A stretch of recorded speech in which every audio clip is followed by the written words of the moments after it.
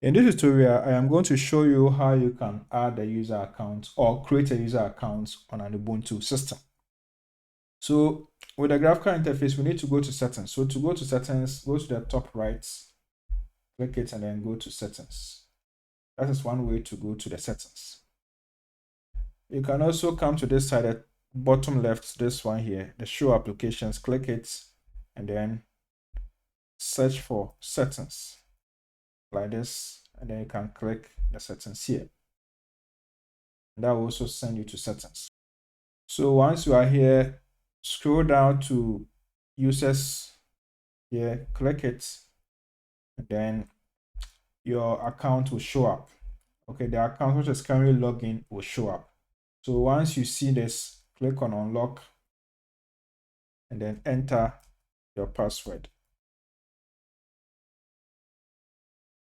After you have entered the password, if it's correct, you have this green button showing up, add user.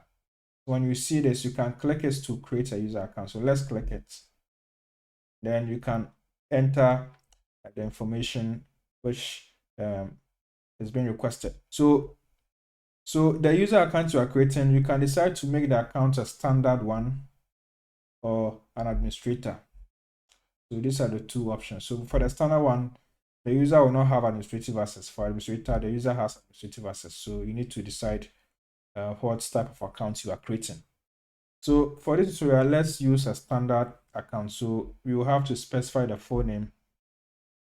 So let's say user 22, and then the username is also user 22. So when you come here, you can decide to let the user set a password when they log in, or you can decide to set a password now. So let's use the second option, set a password now. Then let's enter a password. So I'll enter a password. I'll say I'm going to use a strong password.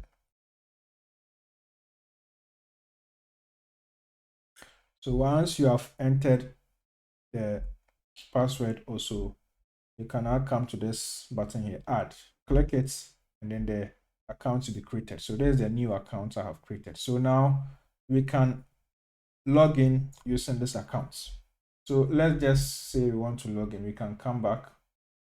Let's just try this. Let's log off first. Let's log out. So now if you want to log in again, you can decide which account you want to use. So let's just use this one. Let's test with a new account. So you can just click it and then enter a password.